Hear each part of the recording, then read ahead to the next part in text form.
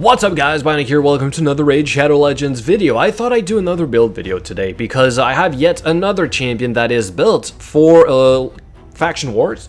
But I thought, let's try him in a dungeon. Why not? Cillian, he's a great crowd control champion.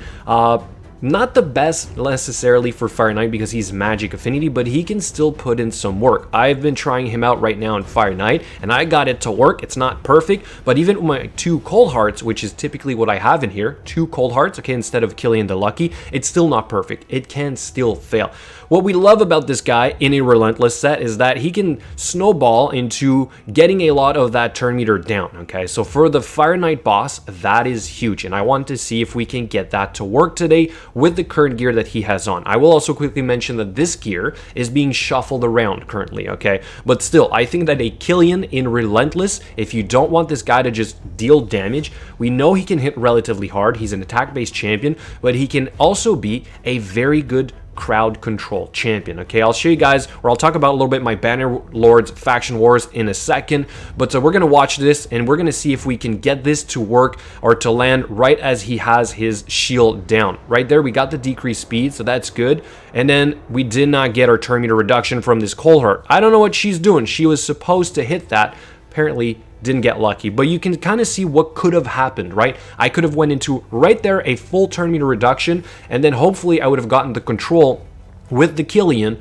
plus the cold heart together, okay, which is almost the equivalent of 2 cold hearts. So if you did fuse this guy and you're looking for something that could potentially help you get past your missions, and you only have 1 cold heart, or you have 1 armiger or something of the sort, maybe you can get away with a Relentless Cillian for the time being.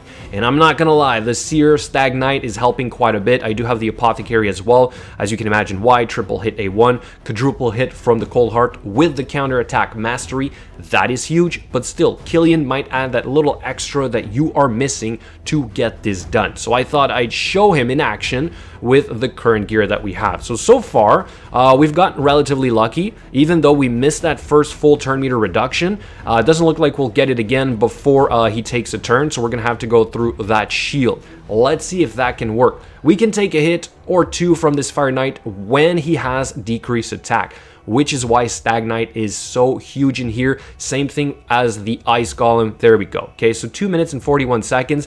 I mean, I have much faster with my cold hearts, but it's not always 1 minute 6 seconds with 2 cold hearts. It's 1 minute 6 seconds once in like 10 runs, right? But when I typically go about this like multiple runs, it's closer to about 1 minute 40 seconds, maybe 1 minute 45 seconds, okay? So all to say that if for a mission, like I said, all you want to do is get this done, Cillian can maybe do it for you. All right, so let's go over his gear real quick before I take him apart, which I might do again for Faction Wars, which I'll quickly talk about again. So he wasn't here, okay? So free to play, Banner Lords, Faction Wars completed.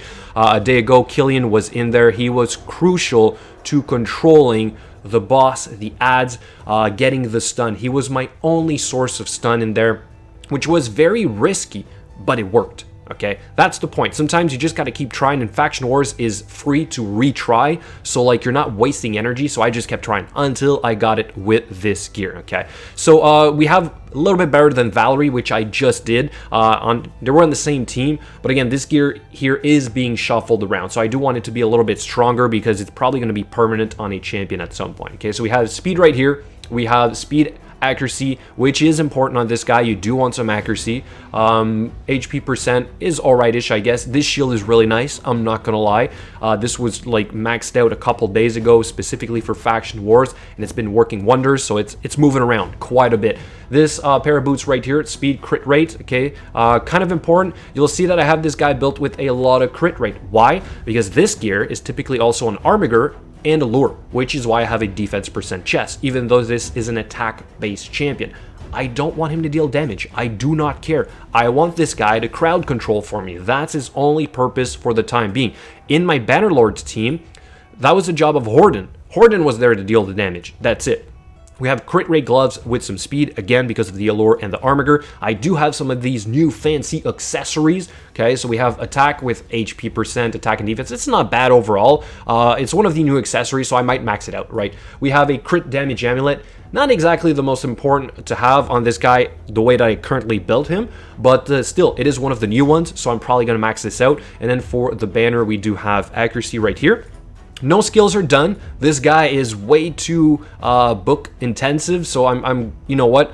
I'm just so glad it worked without, right? So I'm probably never going to put some books on this guy, at least not for now. Not on, you know, unless I really have nothing else to do with my books at some point. Okay, for the masteries. Pretty typical right here. War Master again. I just explained that with the Valerie. If you want a little bit more damage in faction wars or even dungeons or whatever, just get War Master. And so your support champions or your crowd control champions can still do a little bit of damage. For the support tree, obviously he's not a healer, so we went with more accuracy, yes please, more accuracy, yes please, and then we have a little bit more accuracy from here. What I could have done is, let's say, drop one of these right here and instead go for like the Arcane Celerity, okay? Because this would add a little bit more extra turn meter boost every time one of his buffs would end. And we know this guy has a lot of buffs because of the way his passive works, okay?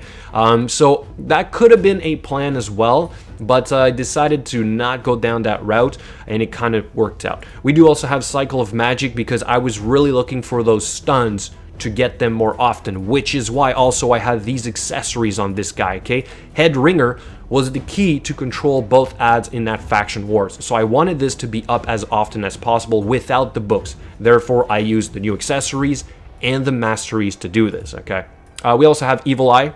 Very important for faction wars. If you're doing a brand new spec on a champion that's only for faction wars, definitely get Evil Eye on all of them, even your damage dealers. This can help a lot for the boss. We also have Lasting Gifts because of his passive, the way it works. So if we can get this to last a little bit longer, that would be amazing. And we also have Master Hexer to extend the duration of any debuffs cast by this champion. It doesn't work for the stun, but it works for the other two skills, okay? Like the Trip Up, right, for decreased speed, and for Misfortune, I believe. I think it does, right? Yeah. Okay. So that's basically it. Once again, another quick build or good enough build for end game purposes for what I am using this champion for right now. Okay, so total stats, we have 234 speed, pretty reasonable, really good on armor, really good on allure as well. We have more defense than we have attack. Obviously, I just wanted this guy to survive. HP is relatively low. Probably a little bit too low. He was being targeted in the faction wars because I think he was the lowest of the team, but I had like a good healer, which was Lugan, and I had a good support healer, which was Valerie, so they were able to sort of like keep him alive long enough. Crit rate is high, although it is not needed. Again, this is just for the other champions. Accuracy is all the way up there because, again, you want to be above 220, maybe up all the way up to 250 for all the PvE content in the game. Finally, we do got to check. Okay, well, I guess my Stag Knight is missing something, apparently. So I totally forgot to check that. I'll have to check that in a bit, but hey, everything is still working without whatever he's missing. We'll look at it in a second. A Great Hall, you got to factor this in, right? Because it is affecting my stats, so I thought I'd just quickly point it out. I show this every time. You guys understand this by now. So what was my Stag Knight missing here? Huh. He's missing gloves. Okay, well, he's missing a lot of speed because of this. I mean, a relative amount, but like a lot of defense. Still, it works with a Stag Knight, no gloves as well. Anyway, thank you so much for watching, guys, and I will catch you later.